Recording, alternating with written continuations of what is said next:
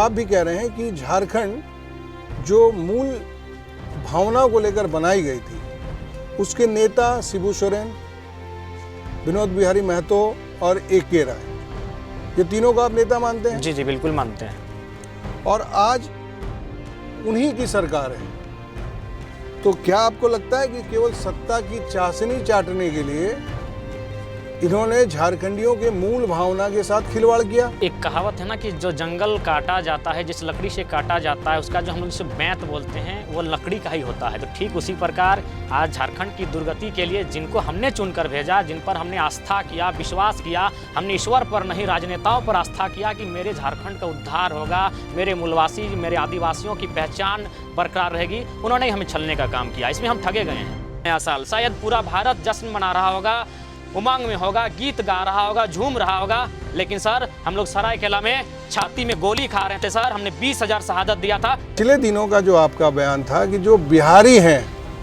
माने आप एक तरह से उनको रेपिस्ट की तरफ पेश कर रहे हैं। एक विधायक हैं, उनका भी नाम नहीं लेंगे, उन्होंने कहा निर्मल महतो कौन है, जिनके शहादत से, जिन्होंने छाती में गोली खाया, जिनके रक्त से झारखंड बना है, और वो विधायक कहता है कि निर्मल महतो कौन है, और वो सही सलामत विधायक है। अगर उसमें इतना साहस है, उस विधायक को चैलेंज करते हैं, वो महाराष्ट्र जाए और कहे बाल ठाकरे कौन है। अगर बाल नोच के घर नहीं भगा दिया ना, तो फिर कहिएगा यही झारखंड की खूबसूरती है। आप निर्मल महतो को, झारखंड के सबसे बड़े बेटे को गाली देने के बाद भी आप झारखंड में विधायक बन के हैं। तो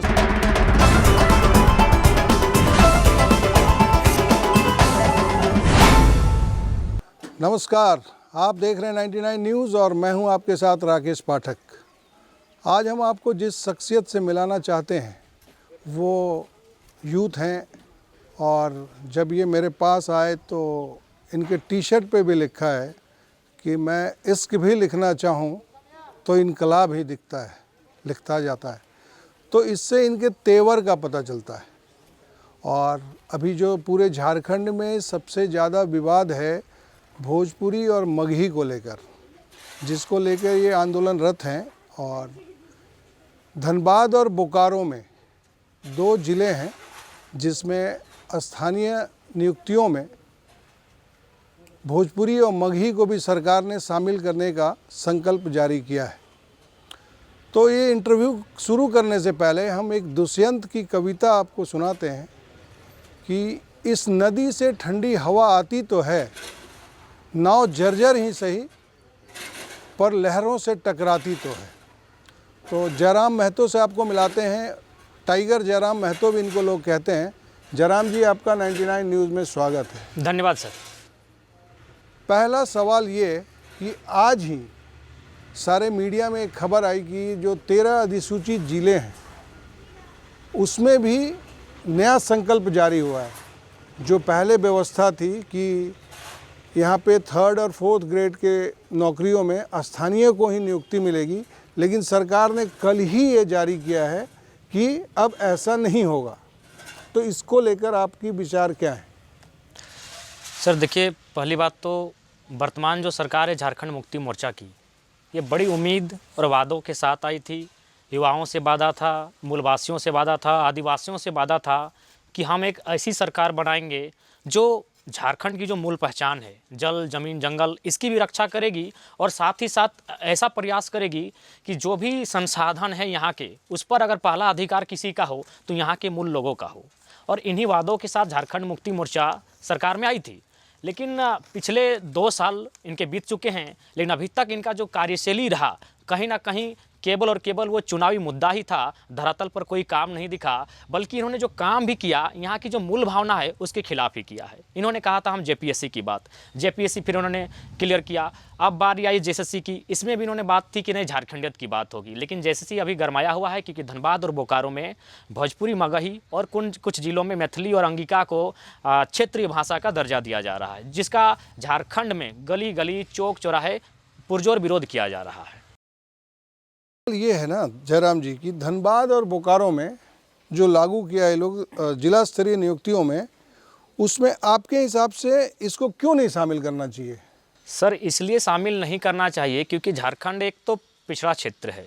यहाँ के जो मूलवासी हैं वे आज भी पलायन को मजबूर हैं, विस्थापित हो रहे हैं, और उसके बाद भी अगर उनके क्षेत्र में कोई ऐसी भाषाएं जिनका इस क्षेत्र से वास्ता नहीं है, अगर उन्हें स्थापित किया जाएगा और उस पर से वो भाषाएं मजबूत भाषाएं हैं, तो समय के साथ कालांतर में समय बीतते हुए वह हमारी जो भाषाएं हैं उनको अपने अधीन करते हुए लगभग समाप्त कर देगी।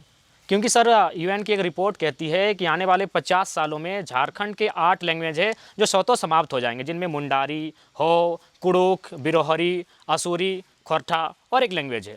तो सर हमारे पास देखिए, वो आपका सारा तर्क हम मानने को तैयार हैं, जो भी आप डॉक्यूमेंट बता रहे हैं, यूएन की रिपोर्ट बता रहे हैं, लेकिन एक सपना जो आप भी कह रहे हैं कि झारखंड जो मूल भावना को लेकर बनाई गई थी, उसके नेता शिबू सोरेन, विनोद बिहारी महतो और ए.के. राय, ये तीनों को आप नेता मानते हैं? जी बिल्कुल मानते हैं।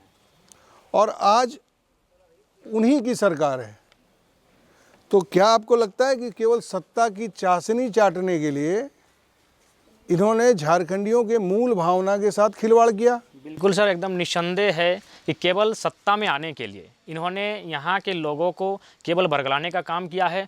कोई भी हित झारखंडिया हित में नहीं है। बिल्कुल मेरे ही नेता हैं सर। ये भोजपुरी और मगही के नेता नहीं है, ये आप ही के नेता हैं। बिल्कुल मेरे ही नेता हैं। ये तो आज जिन्होंने आपका नेतृत्व किया वही आपके साथ छल कर रहे हैं, तो इसमें बाकी लोग दोषी कहाँ पे हैं? सर एक कहावत है ना कि जो जंगल काटा जाता है, जिस लकड़ी से काटा जाता है, उसका जो हम लोग जिसे बैंत बोलते हैं, वो लकड़ी का ही होता है। तो ठीक उसी प्रकार आज झारखंड की दुर्गति के लिए जिनको हमने चुनकर भेजा, जिन पर हमने आस्था किया, विश्वास किया, हमने ईश्वर पर नहीं राजनेताओं पर आस्था किया कि मेरे झारखंड का उद्धार होगा, मेरे मूलवासी, मेरे आदिवासियों की पहचान बरकरार रहेगी, उन्होंने ही हमें छलने का काम किया। इसमें हम ठगे गए हैं। लेकिन देखिए, जैसे आपके शिबू सोरेन के पुत्र हेमंत जी अभी सीएम हैं, विनोद बिहारी के पुत्र राजकिशोर महतो जो अभी स्वर्गीय हैं, वो भी समय समय पर अपने हित के लिए उन्होंने भाजपा तक ज्वाइन किया, जिसको आप कह रहे हैं कि भोजपुरी और मगही के पक्षधर है भाजपा। बिल्कुल सर, पक्षधर ही हैं। और तो आपके नेता ही तो ऐसा कर रहे हैं।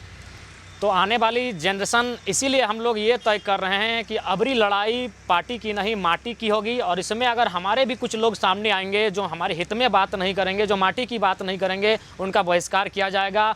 गांव से लेकर, कस्बे से लेकर, मोहल्ले से लेकर उन्हें कहीं घुसने नहीं दिया जाएगा।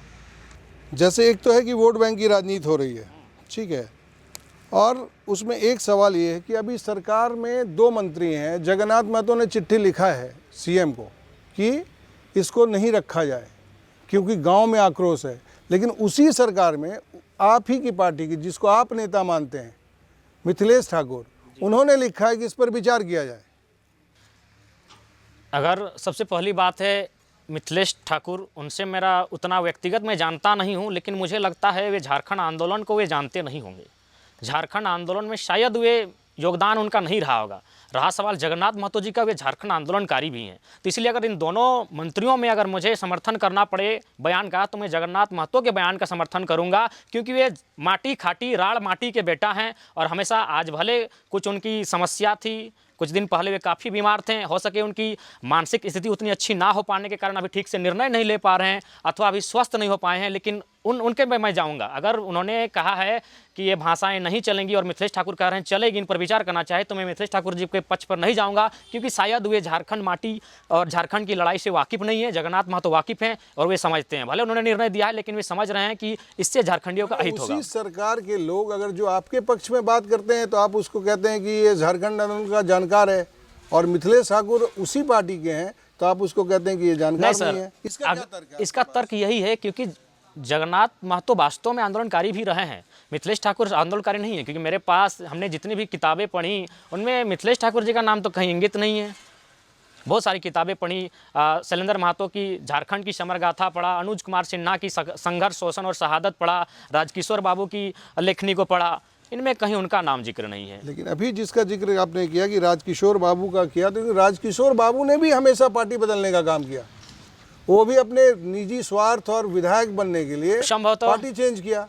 हरदम वो भाजपा के टिकट पे भी चुनाव लड़े।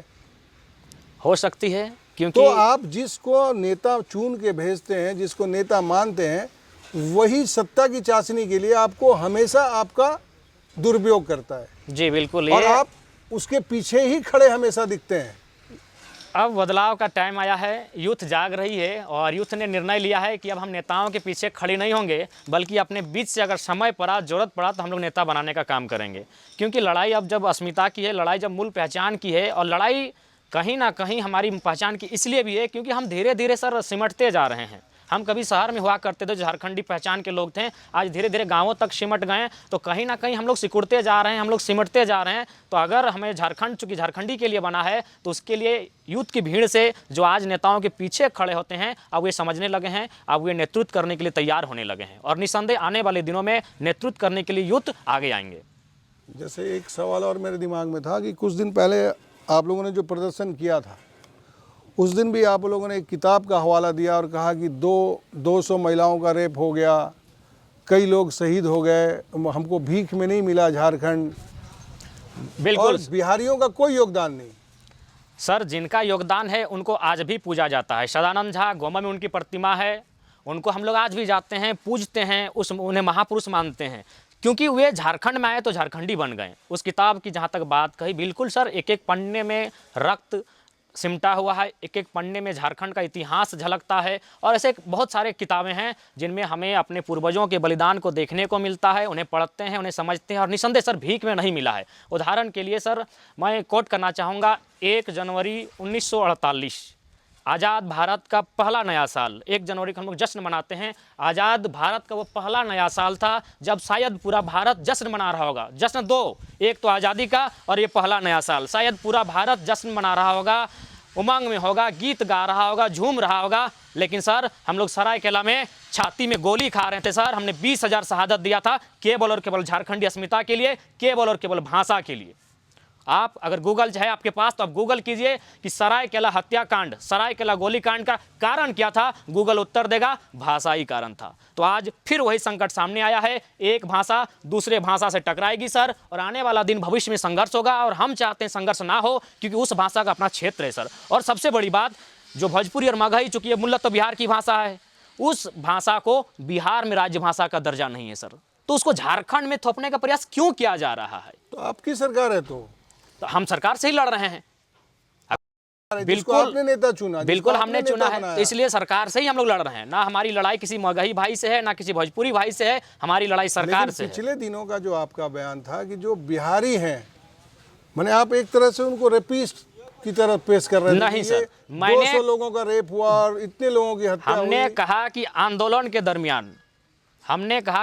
के दरमियान हमारे पूर्वजों ने, हमारे पुरखों ने झारखंड बनाने के लिए बलिदान दिया है, और यही नहीं, महिलाओं को भी दुष्कर्म का सामना करना पड़ा है झारखंड निर्माण के लिए। वो तो झारखंड का निर्माण हमारे लिए हुआ है, तो इसलिए बात अगर किसी की होनी चाहिए तो हमारी होनी चाहिए। हमें किसी क्षेत्र से कोई शिकायत नहीं है सर, सबकी अपना अपना क्षेत्र है। भारत राज्यों का संघ है, सभी की राज्य है, राज्यों की आइडेंटिटी है। चूँकि हमारे पास एक सूची भी है, अनुसूची शायद 7 में, केंद्र सूची, समवर्ती सूची, राज्य सूची, यानी राज्य की पहचान है सर। तो मेरा राज्य मेरे लिए है सर, अतिक्रमण ना बनाया जाए, क्योंकि आज चारों तरफ देखें झारखंड केवल और केवल बेहाल है, कंगाल है, झारखंड लूट रहा है, झारखंड पीट रहा है। लूट कौन रहा है? कौन लोग लूट रहा है इसको? सर उसमें मेरे भी लोग हैं जो मेरे उच्च मंत्री पद पर बैठे हैं, आज तक विधायकी बने, सांसद बने, वे लोग भी योगदान है, और उनके साथ साथ अफसरशाही भी लूट रही है सर। एक उदाहरण देना चाहेंगे, रघुवर दास के टाइम में एक नियम आया कि 1 रुपये में महिलाओं के नाम से जमीन की रजिस्ट्री करी जाए, ताकि ये गरीब लोग हैं, गरीब लोग करेंगे। लेकिन सर किसी गरीब ने 1 रुपये में रजिस्ट्री नहीं किया, बल्कि देवघर में IAS अधिकारियों ने अपनी पत्नियों के नाम से 1 रुपये में जमीन रजिस्ट्री करने का काम किया था, उसे फिर बंद करना पड़ा उस नियम को। तो कहीं ना कहीं जो अधिकारी भी इस राज्य में आते हैं केवल लूट खसोट के लिए आते हैं सर। मैंने आपका मूल वही, अधिकारी भी तो बाहर से आते हैं, बिहार के अधिकारी हैं, बिहार के रहें चाहे किसी राज्य से रहें, हमें किसी एक बिहार से कोई कंट्रोवर्सी नहीं है। हमारी लड़ाई है अपने आप को बचाने की, और हमारे हक को छीनने वाले चाहे बिहार से आने वाले हों, यूपी से आने वाले हों, या बंगाल से, उड़िया से, हमारी लड़ाई उनसे है कि हम अपने आप को बचाएंगे। आप जिस लड़ाई को अभी लड़ रहे हैं, सवाल उसमें ये खड़ा होगा कि झारखंड के लोगों को यहाँ रोजगार के अवसर नहीं मिल रहे हैं, वो दूसरे राज्यों में पलायन कर रहे हैं, और जो लोग यहाँ राज्य कर रहे हैं, जो यहाँ पे रोजगार कर रहे हैं, वो उन बाहरियों के संस्थानों में ही काम कर रहे हैं। तो अगर आप कहते हैं कि हमको बिहार चला जाना चाहिए, तो फिर जो रोजगार का एक बड़ा संकट खड़ा होगा, उससे कैसे निपटेंगे लोग? देखिए सर, बिल्कुल आपने सही बात कहा कि हमारे झारखंड के जो लोग हैं निस्संदेह आज विस्थापन और बेरोजगारी को झेल रहे हैं। क्योंकि पिछला जो कोरोना काल में रिपोर्ट आया 12 लाख सरकारी आंकड़े कहते हैं कि 12 लाख मजदूर हमारे भारत के भिन्न भिन्न हिस्सों से झारखंड आए। तो कहीं ना कहीं आंकड़े स्पष्ट कहते हैं कि हम लोग बेरोजगारी के दंश को झेल रहे हैं। उसके बाद सही आपने कहा कि हमारा क्षेत्र है लेकिन हमें यहाँ रोजगार नहीं मिलता है, बल्कि अन्य राज्यों के लोग पैरवी पकड़कर, रिश्ता नाता पकड़कर, पैसे देकर यहाँ आते हैं और हमारे क्षेत्रों में रोजगार करते हैं और अच्छा खासा यहाँ से रह लेते हैं। तो कहीं ना कहीं सर ये राज्य का कर्तव्य होता है कि राज्य के नागरिकों के लिए पहला जो काम करें राज्य के नागरिकों के लिए करें। जैसे एक बात और, अभी आपका एक और सोशल मीडिया प्लेटफॉर्म पे आपकी बात हम देख रहे थे, जिसमें आपने कहा कि ये धनबाद और बोकारो बंगाल से सटा है और उधर बिहार से सटा हुआ कुछ ज़िला है, वहाँ पर लागू करें अगर वहाँ के लोग चाहते हैं।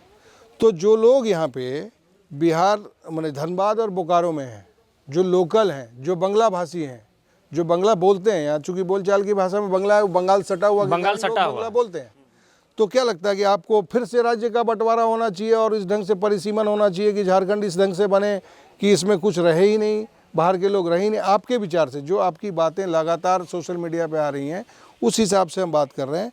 चूँकि इससे एक संकट खड़ा होगा कि आपस में एक वैमनस्यता पैदा होगी कि झारखंडी और बिहारी, तो देखिए सभी बिहारी रेपिस्ट तो है नहीं सर, हमने कभी शब्द नहीं निकाला है। हमने आंदोलन की बात कही कि आंदोलन के दरमियान हमारे माँ बहनों का रेप किया गया है। तब आप आंदोलन को पढ़िए। अब जो जिसने आंदोलन हम जिससे कर रहे थे, आंदोलन हमारी सरकार से थी। उस दरमियान जो लोग बीच में आए, किससे आंदोलन था? आंदोलन हमारी सरकार से थी। उस समय हम राज्य में बिहार सरकार थी, ऊपर में केंद्र सरकार थी। कौन लोग थे जयराम जी जिसके खिलाफ लोकल हमारे मूल निवासियों ने, झारखंड के लोगों ने संघर्ष किया? निसंदेह हमारी लड़ाई केंद्र सरकार से थी, केंद्र सरकार के साथ राज्य सरकार से थी। तो बिहार से थी? तो हमने बिहार से थी, हम बिहार में उस समय थे, तो बिहार सरकार से थी ना जी थी। तो फिर आपका तो घुमा फिरा के मामला वही है कि मैंने हर बिहारी रेपिस्ट तो नहीं हो सकता। सर हमने ऐसा कब कहा? हमने कहा उस आंदोलन में हमें बड़ी कीमत चुकानी पड़ी है, इसे स्वीकारना होगा। तो ये तो हम भी कह रहे हैं कि आपको बिल्कुल तो मिला नहीं, भीख में तो मिला नहीं है। संघर्ष हुआ नहीं है, बहुत बड़ा संघर्ष हुआ है। लेकिन सारे संघर्ष के जितने उपजे हुए नेता हुए, सारे लोग अब सत्ता के चाशनी चाटने में लगे हैं। उनको भी जमीन पर मिलाएंगे, उन्हें भी। रज से राजा बनता है, रज का मतलब होता है मिट्टी का कण, तो रज से राजा बनता है, उसी राजा को फिर रज में मिलाएंगे, मिट्टी में मिलाने का काम करेगी जनता करेगी। अगर वह झारखंड के हित में काम नहीं करेगी तो फिर मिट्टी में आएंगे। क्योंकि देखिए आपके जितने भी आंदोलनकारी हैं, सारे लोग, अब एक राय को छोड़ दीजिए जिसको आप नेता मानते, तो एक राय भी यहाँ के नहीं थे, लेकिन यहाँ के आने के बाद उन्होंने यहाँ आपके हिसाब से यहाँ के लोगों के लिए आवाज़ उठाना शुरू किया और यहाँ के लोगों के लिए संघर्ष शुरू किया। वो सब लोगों ने देखा है।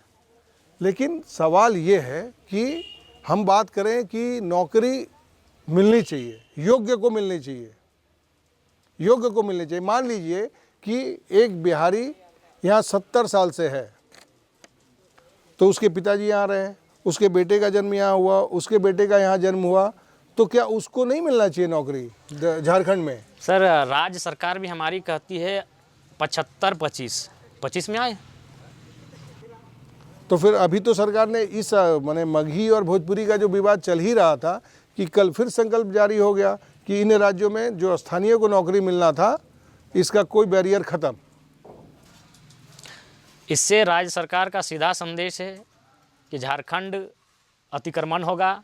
झारखंड में आने वाले दिन जो झारखंडी मूल लोग हैं, जिनका झारखंड के अलावा कहीं ज़मीन नहीं है, कहीं कोई जायदाद नहीं है, वे लोग सिमटते चले जाएंगे, वो गाँवों में सिमटते जाएंगे, वे जंगलों में सिमटते जाएंगे और एक दिन वे जंगलों में भी सुरक्षित नहीं रहेंगे। तो देखिए ये जयराम है, इनका कहना है और स्पष्ट कहना है कि जिन्होंने, इनके नेताओं ने जो अगुवाई की, वो सारे लोग सत्ता की चाशनी चाट रहे हैं और झारखंडियों को सीमित करने का काम इनके लोगों द्वारा ही किया जा रहा है।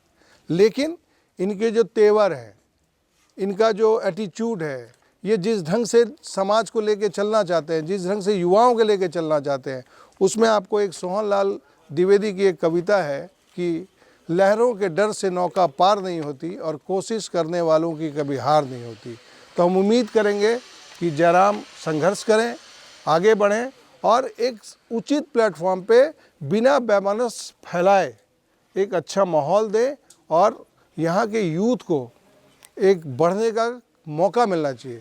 तो और देश दुनिया थोड़ा सा कुछ कहना चाहूँगा सर। जैसे मैंने जब वो वीडियो जो मेरा वायरल हुआ तो उसमें किसी साथी ने कमेंट किया कि भारत अनुच्छेद 19 कहती है कोई कहीं भी जाके बस सकता है, रह सकता है, और ये ऐसा करना कहीं ना कहीं देश को तोड़ने जैसा है। तो मेरा सीधा संदेश होगा कि भाई संविधान को पूरा पढ़िए। संविधान कहता भी है और संविधान नहीं भी कहता है, दोनों को पढ़ना होगा। ठीक है, संविधान अनुच्छेद 19 कहती है कि आप सभा कीजिए, आप घूमिए फिरिए, आप कहीं जाइए, व्यापार कीजिए, रहिए। लेकिन फिर भारत का वही संविधान कहता है 371 ABCDEFGH स्पष्ट कहती है नागाओं के राज्य में कोई जमीन नहीं ले सकता है। नागाओं का राज्य केवल नागाओं का होगा। उनका जो सामाजिक संरचना होगी, उनकी जो राजनीतिक संरचना होगी, उनका जो नियम कानून होगा, संसद को कानून बनाने से पहले एक बार विधानसभा को पूछना होगा कि हम आपके लिए कानून बना रहे हैं।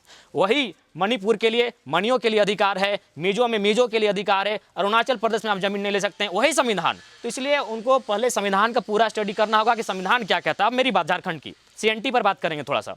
सर CNT छोटा नागपुर टेनेंसी एक्ट 1908 में बना है। उसमें स्पष्ट विवरण है कि एक आदिवासी का ज़मीन अगर कोई खरीदना चाहे तो उसे आदिवासी ही होना पड़ेगा, और वो उसी थाना क्षेत्र का होना होगा। क्योंकि उस समय राजस्व थाना था। अब हम नहीं कह सकते हैं कि तोपचांची थाना, बागमारा थाना, ये थाना नहीं, वो राजस्व थाना एक जिला लेवल कह सकते हैं, एक जिला के स्तर का होता था। यानी कि आदिवासी की अगर जमीन खरीदना है तो आपको आदिवासी होना होगा और उसी थाना क्षेत्र का होना होगा। लेकिन जो आप कह रहे हैं आपको जानकारी है तो अच्छी बात है, नहीं है तो हम आपको बताते हैं कि अभी जो आपके CM हैं ये रहते कहाँ पे हैं? रांची में रहते हैं। इनका घर कहाँ है? इनका घर शायद बोकारो है, नेमरा। नेमरा है, दुमका में भी रहते हैं। दुमका में रहते लेकिन उन्होंने गोविंदपुर में कई एकड़ जमीन खरीदी अपने नाम पे। तो बिल्कुल कटघरे में है, बोकारो में भी खरीदा है। इसीलिए तो कह रहे हैं कि जो आदिवासी मूलवासी की भावनाओं के साथ ये सरकार बनाते हैं और ये खुद उल्लंघन करते हैं। इसीलिए तो जन में आक्रोश है। आक्रोश का कारण क्या है? पहले आप अपने लोगों से क्यों नहीं लड़ते? तो उन्हीं से लड़ रहे हैं सर। हमने तो कभी विधायकों का पुतला, हम तो डायरेक्ट कहीं भी अगर आता डायरेक्ट CM पर कटाक्ष छोड़ा है। आप कह रहे हैं अभी भी जो आपका आंदोलन है वो कह रहे हैं कि धनबाद बोकारो को 11 जिला के सांसद और विधायक, इसमें JMM के कितने हैं सांसद? JMM के कितने विधायक? 2 विधायक हैं सर। एक JMM के 2 विधायक हैं। मथुरा प्रसाद तो आप तो विरोध कर ही रहे हैं ना सीधे तौर पे। तो हमने तो स्पष्ट कहा सर कि एक कहावत है कि तो जब आप अपने नेताओं से उम्मीद नहीं कर रहे हैं तो आपको क्या लगता है कि जो भाजपा के विधायक हैं वो आपके पक्ष में बात भाजपा करेंगे? के विधायक पक्ष में बात नहीं करेंगे, कांग्रेस में नहीं करेंगे। थोड़ा सा उदाहरण देना चाहेंगे। ये जो नियम भाषा का लेकर बात हो रहा था तो इसका प्रस्ताव रखा था मगहमा की विधायिका दीपिका सिंह जो कांग्रेस की हैं, और बेंच थपथपाने का काम किया था बोकारो विधायक बृंची नारायण जो BJP के हैं। कांग्रेस प्रस्ताव लाती है और समर्थन BJP करती है। झारखंडियों को सोचना चाहिए, संदेश होगा। आज जो चलता है ना सर, आज इंसान में जो सबसे ज़्यादा नफरत है ना वो पार्टी BJP और कांग्रेस के नाम पर सबसे ज़्यादा नफरत है देश में है। अगर BJP से विचारधारा नहीं रखते हैं तो ऑटोमेटिक BJP के लोग हमसे नफरत करते हैं। यदि हम कांग्रेस की विचारधारा से नहीं है तो कांग्रेस के जो लोग हैं वो हमसे नफरत करते हैं। आज सबसे ज़्यादा नफरत का माहौल है तो BJP और कांग्रेस को। यानी अगर BJP अगर अमृत भी लाए तो कांग्रेस बोलेगी नहीं पीना, इसमें जहर होगा। अगर कांग्रेस कोई अच्छा चीज़ कहे तो BJP बोलेगी इसमें बुरा है। लेकिन झारखंड के मामले में स्पष्ट संदेश कि दोनों तबाही कर रही है, दोनों बर्बाद करने के लिए एक प्रस्ताव ला रही है, दूसरा समर्थन कर रही है। जबकि यही लोग स्वतंत्र की तरह लड़ते हैं। कांग्रेस स्वतंत्र की तरह लड़ती है सर, लेकिन झारखंड को बर्बाद करने में दोनों साथ है।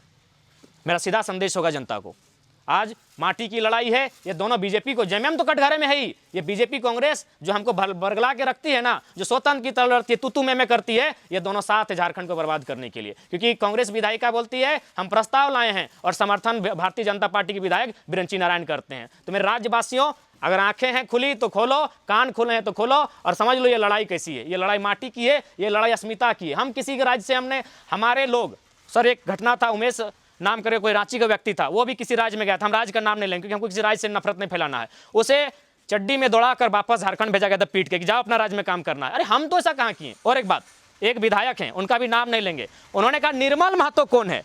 जिनके शहादत से, जिन्होंने छाती में गोली खाया, जिनके रक्त से झारखंड बना है, और वो विधायक कहता है कि निर्मल महतो कौन है और वो सही सलामत विधायक है। अगर उसमें इतना साहस है, उस विधायक को चैलेंज करते हैं, वो महाराष्ट्र जाए और कहे बाल ठाकरे कौन है। अगर बाल नोच के उसको घर नहीं भगा दिया ना तो फिर कहिएगा। यही झारखंड की खूबसूरती है। आप निर्मल महतो को, झारखंड के सबसे बड़े बेटे को गाली देने के बाद भी आप झारखंड में विधायक बन के हैं, तो सलाम कीजिए झारखंड आदिवासी कल्चर के लोगों का, जो सबको दिल फैला कर कहती है आइए रहिए खाना खाइए। यही विधायक जिनका स्टेटमेंट था, उनको कहिए महाराष्ट्र में जाके कहे कि बाल ठाकरे कौन है, इनके एक बाल पुदक लेंगे मराठी लोग, एक बाल पुदक लेंगे। लेकिन ये कहते हैं निर्मल महतो कौन है, और हम लोग कुछ नहीं किए। भारत संवैधानिक देश है, बोलने की आज़ादी है, बस पुतला दहन हुआ। गनीमत है ये महाराष्ट्र नहीं है, नहीं तो विधायक जी दहन हो जाते। देखिए ये तेवर हैं यूथ के, ये तेवर हैं उसके जो अपने हक के लिए लड़ रहा है। तो हम उम्मीद करेंगे कि सरकार को भी इस पे ध्यान देना चाहिए और एक ऐसी पॉलिसी लानी चाहिए जिस पे आदिवासियों का भी कल्याण हो और बाकियों का भी कल्याण हो। माने युवा आगे आए, हमको इस पे सोचना चाहिए कि रोज़गार कैसे यहाँ पैदा हो, यहाँ के लोगों को रोज़गार कैसे मिले। लेकिन सरकार हमेशा वैमनस्य फैलाने का काम कर रही है और इसी की उपज है जयराम महतो। इनका कहना है और स्पष्ट कहना है कि जिन्होंने इनके नेताओं ने जो अगुवाई की वो सारे लोग सत्ता की चाशनी चाट रहे हैं और झारखंडियों को सीमित करने का काम इनके लोगों द्वारा ही किया जा रहा है। लेकिन इनके जो तेवर है, इनका जो एटीट्यूड है, ये जिस ढंग से समाज को लेके चलना चाहते हैं, जिस ढंग से युवाओं के लेके चलना चाहते हैं, उसमें आपको एक सोहनलाल द्विवेदी की एक कविता है कि लहरों के डर से नौका पार नहीं होती और कोशिश करने वालों की कभी हार नहीं होती। तो हम उम्मीद करेंगे कि जयराम संघर्ष करें, आगे बढ़ें और एक उचित प्लेटफॉर्म पे बिना वैमनस्य फैलाए एक अच्छा माहौल दे और यहाँ के यूथ को एक बढ़ने का मौका मिलना चाहिए। देश दुनिया की और खबरों के लिए आप देखते रहें 99 न्यूज़। तब तक के लिए हमें दीजिए इजाज़त। नमस्कार।